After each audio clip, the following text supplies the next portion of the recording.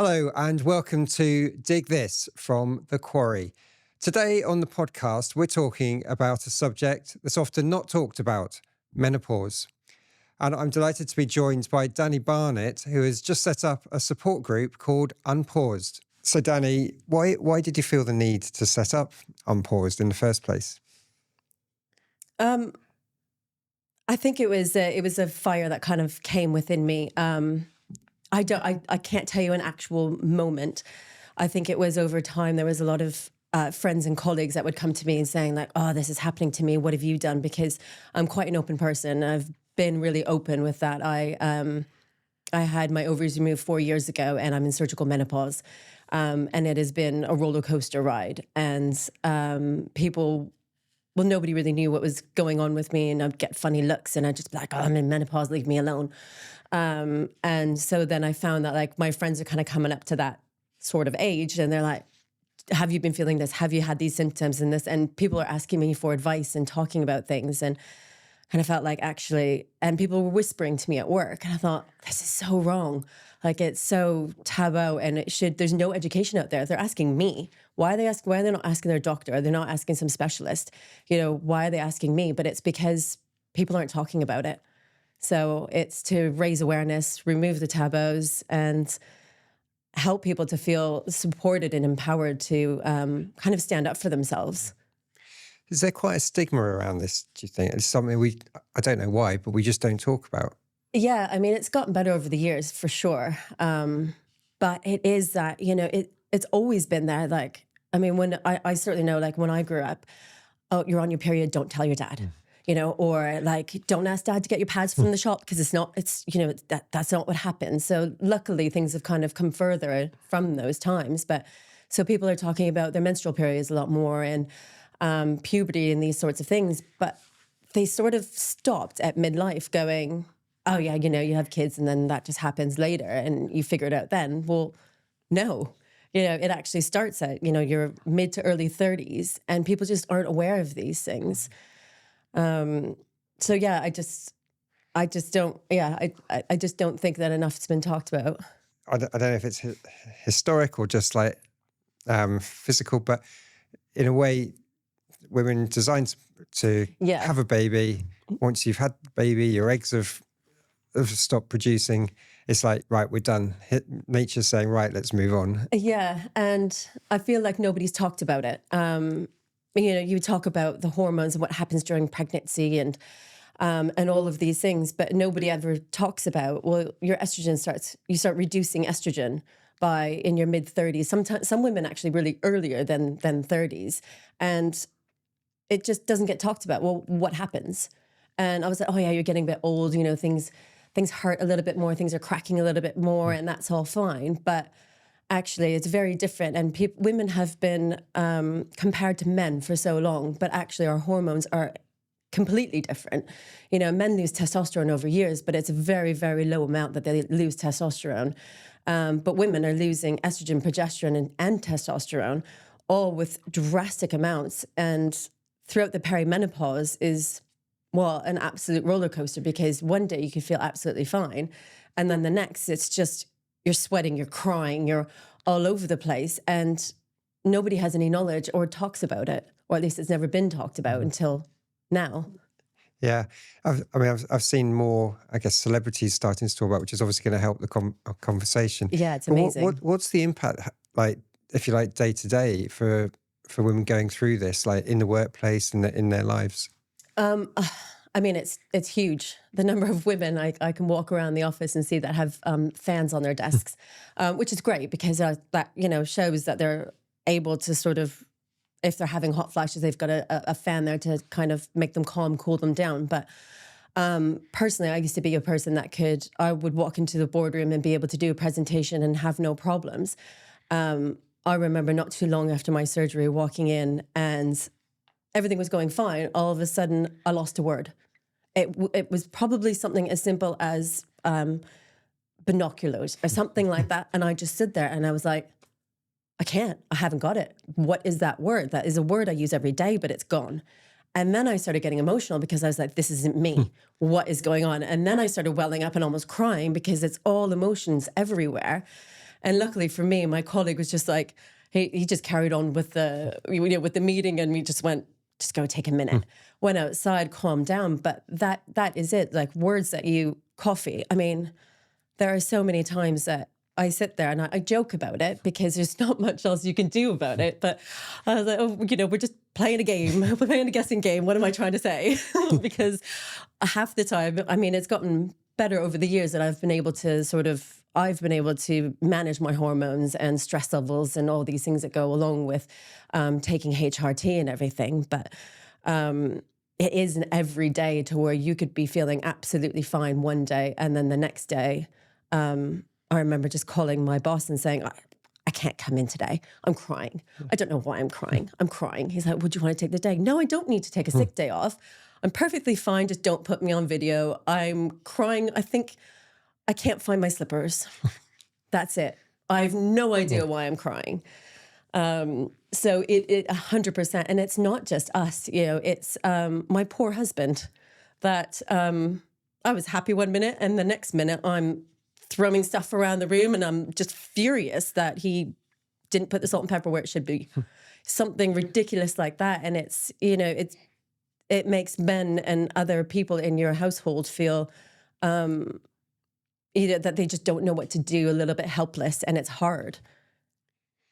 How do we deal with this? I guess in a workplace, as individuals, what is there an answer to this? Is it about, I guess, doing this, talking about it more? 100%. Yeah, it's open conversations.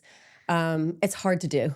I think, and my husband can agree that since being in menopause, our relationship has gotten so much more stronger because we've almost had to have these conversations, and I've forced these conversations because he doesn't know what's going on. Equally, my colleagues at the time, right after my surgery, I said, look, I'm potentially irritable already, so good luck, be patient, do this, let them sort of understand. But I think that starts from inside you, because not everybody is, I was thrown into surgical menopause, but most women, it gradually happens. So they don't know what's going on with their body. Never mind being able to say to you, I'm boiling. I don't know why I'm boiling. And all of a sudden, like this happens, it's happening more often. Oh my goodness, it's a hot flash. It could take them 3 months to figure it out. So I think you've got to look within yourself first and talk to people, talk to friends that are, maybe around the same age, going through the same things.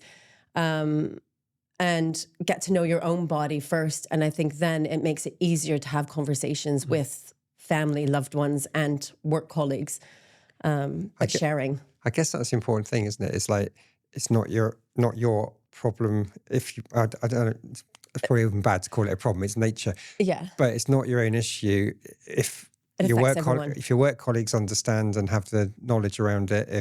If your partners or men have the knowledge around it as well, then actually we understand why certain things you're feeling certain ways, acting in a certain way, and can be a lot more tolerant or understanding over that. I guess that's the answer. Yeah, 100%. I've, difficult conversations at work or something like that, and I've just gone, can you just, because I'm not overly emotional person, but there have been times when I've gone, I need 2 seconds. And then are you all right? I'm fine. Just give me a minute just to cool myself down, because the last thing as a professional that I want to do is cry in a room, and probably for no valid reason. But it is having that empathy that I think workplaces especially need to just have a little bit of empathy and realize that she's not on her game today and there might be a reason for it.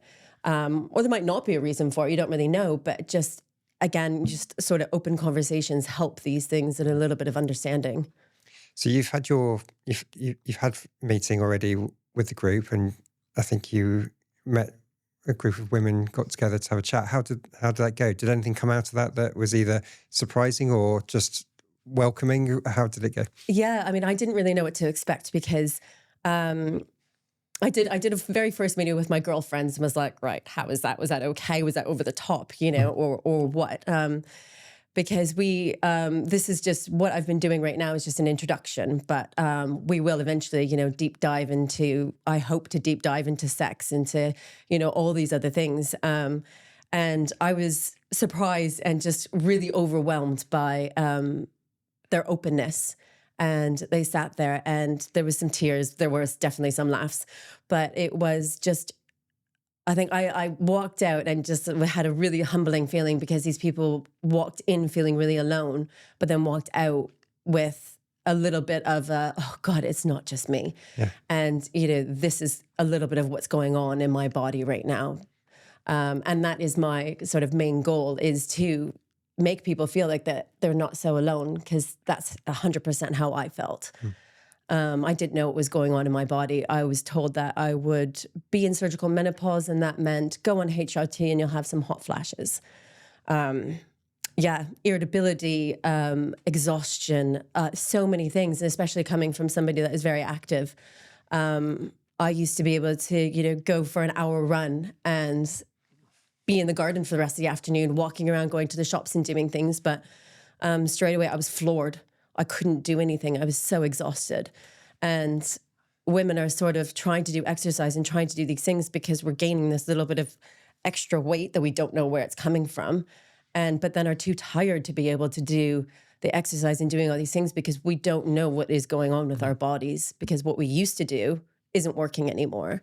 So it is all about education and talking. So obviously you're meeting as a group, but are there other things that you're going to do in sort of around that, or in terms of sort of gaining information that's going to help you? Yeah, so Andy Perkins Fitness and I, we are doing a series of classes in November, and we'll continue to do it in the new year. That is revolved around movement and menopause, talking about longevity, talking about recovery, exercises to do for your bones and for and your muscles, and all, you know, obviously, I don't want to say weight loss, but, you know, trying to maintain that body that makes you feel good, essentially. And going forward, I will be doing some workplace lunch and learns, things that, you know, we'll tailor them to work to different offices, so that it's either like management training or workshops to where we do, you know, we pick a certain topic, get women all in the room, have a little bit of a chat, a learning experience, and then openly talk, you know, how is it going at work? What are your struggles? You know, or even at home, you know, what's going on? Just to, again, just open the conversations and make people feel comfortable in their own skin. And where would you ultimately like to get to with this? What would be your sort of holy grail? Obviously, whenever you start something, you're just like passionate and you go, so what would be the best result? I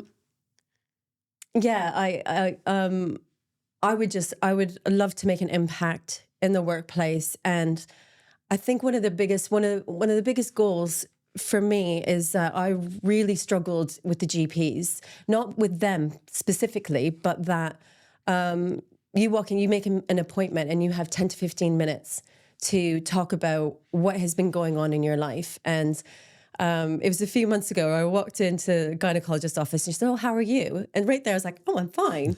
Because we have been taught and trained almost to not show that actually I'm really not okay. Because if you saw me in the street, you'd be like, "Oh, how are you?" I'd be like, "Oh, good, thanks. How are you?" But I could be like, actually, you know, if I had kids, you know, the kids haven't been sleeping, this and this and this. Actually, life's really hard right now, but you never admit it. So I laughed when my GP asked me last. She said, "Oh, how are you?" It's like, I'm clearly not okay. Why else am I here?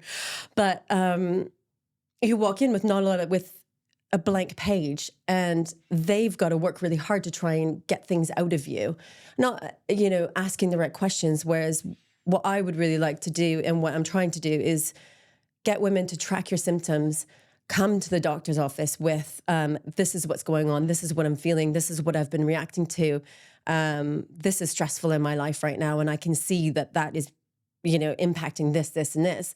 So that then the GP, that 15 minutes, actually, they come and they're like, "Great, now let's try this, this, and this." Because so often that you'll go into a GP's office and you're like, "Well, I don't know, I think I'm in perimenopause, or I'm just not feeling great." And the doctor's like, "Well, what does that mean?" And they're like, "I don't know." Because you haven't been tracking your symptoms, because you haven't really been thinking about it. You just feel like crap. So then they might put you on a little bit of estrogen, and then you wait 3 months later. And it is a really long, it took me 2 years to get my hormones on top. And different because I'm in surgical menopause, but not really, because it's not just about HRT and things like that. It's about lifestyle, nutrition, and all of these things. So I think my goal is to sort of just empower women and help women to kind of help your gynecologist and your doctors to be able to get from A to B a lot quicker, from you feeling not like yourself anymore to feeling more like yourself and empowered. Well, how do people get involved with what you're doing? How can they find you? Because I suspect there's a lot of people out there who are going to be coming your way. Well, that's 50% of the population, isn't it? Yes. More than that. Well, I'm on Instagram and Facebook and LinkedIn. There's thoughts for a website coming up, but we're still early days. So, but yeah, I mean, just get in touch.